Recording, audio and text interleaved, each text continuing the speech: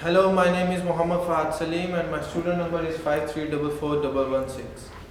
I belong to the school of CME and my major is environmental. Today I'll be talking about trace organic removal from our drinking water via drinking water treatment. Okay. First things first, we need to understand what are the trace organics. Trace organics are basically small amount of impurities that are present in our drinking water, and they are organic based. So if you want to know that what are their origin, where do they come from, they are from pesticides, pharmaceuticals, endocrine disrupting compounds, and our personal care products.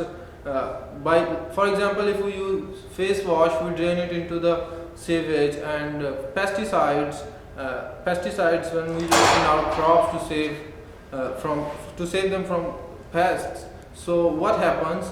The pesticides attach to the crops and we eat those crops. And pharmaceuticals, we use them as medicines and drugs. We use them, and these crops and medicines, we excrete them in our sewage, and that goes into the water. So that's the reason they are the origin of the trace organic contaminants. Why these trace organic contaminants are so important? Trace organic contaminants, what happens that they pose a potential, like they are really harmful for human health. So studies have conducted and they concluded that heart attacks, cancer, and organic damage are because of these trace organic contaminants, and many diseases are unknown. What happens that it is still unknown that if the long-term exposure of human towards these trace organics are still unknown. So what we do, we can treat our drinking water to ensure the safety of the water. So if we treat our drinking water, these trace organics can be removed. So there are basically a number of treatment methods that includes these. So I'll tell you about it in briefly. So in coagulation, what happens? We use coagulant and we give it dose of the coagulant into the wastewater, and it's basically a positive charged, and the colloidal small particles that are negatively charged get attached to it, and thus increase its weight, and they become suspended solids that can be settled during the settlement process. And in activated carbon adsorption, which is a surface phenomena, what happens? Activated carbon absorbs the impurities. Ozonation and chlorination are the most efficient methods of the treatment of water. They are commonly used as a post-treatment methods, because when impurities are removed, bacteria and viruses that remains in the water is disinfected by these methods. Membrane filtration, ultrafiltration, microfiltration, nanofiltration, reverse osmosis are the example of membrane filtration. They are present in many forms. They are basically synthetic polymers that are shaped like sometimes in flat sheet membranes and sometimes tubular membranes, spiral wound membranes. The phenomena can be explained that we pass water through the membrane, and what happens? Impurities are rejected by the membrane and only pure water is able to pass from the media. So membrane bioreactors are basically the combination of membrane filtration and growth bioreactors. Coagulation. Why do I focus on coagulation? Because of its availability, its affordability, its simplicity, its applicability. At present, among all the treatment methods, coagulation is the cheapest one. So it makes sense to make improvement in this method so that trace organics removal efficiency can be increased.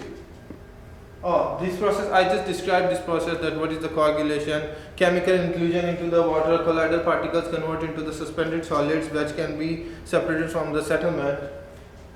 Now coagulant play an important role in the coagulation process.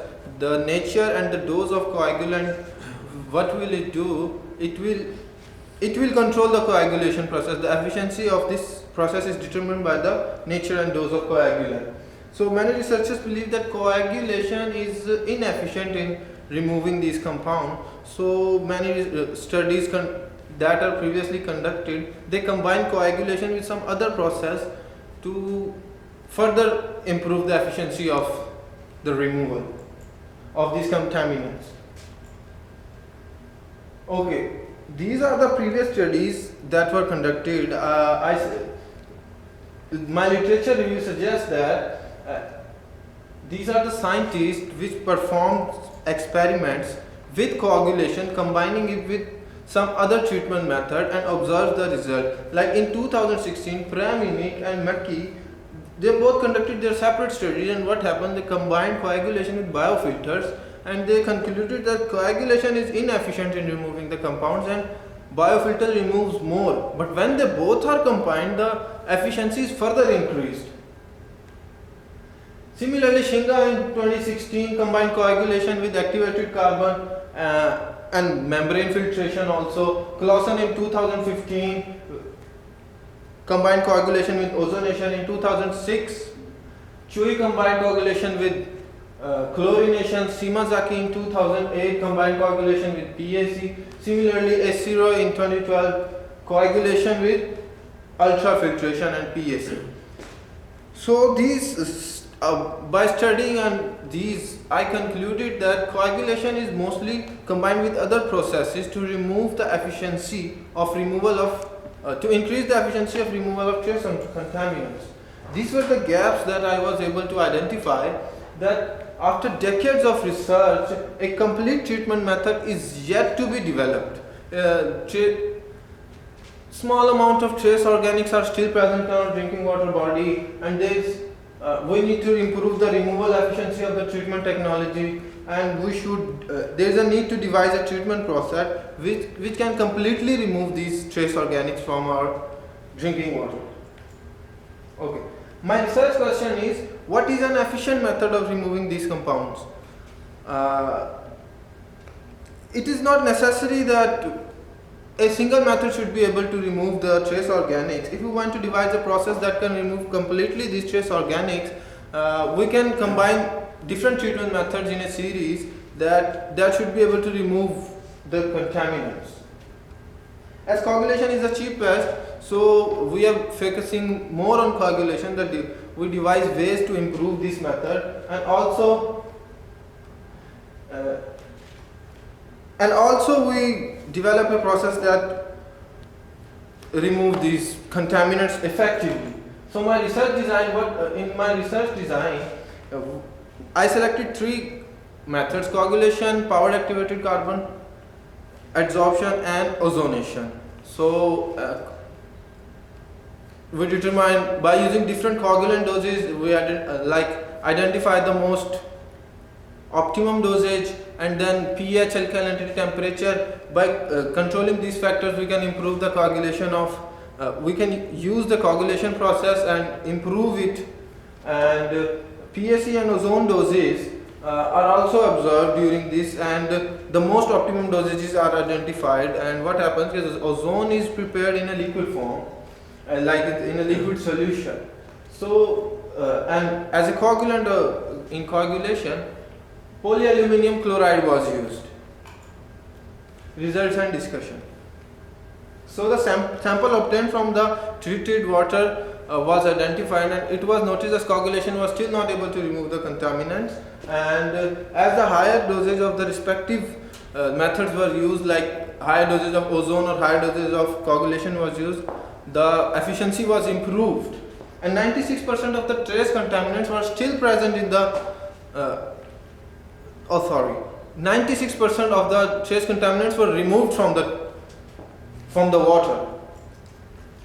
So the limitation is that this was only a laboratory scale, and the results of the scale-up process are still unknown, and further studies should be made that the small amount of impurities that remain in the water should be removed, and there needs more improvement in the coagulation process, and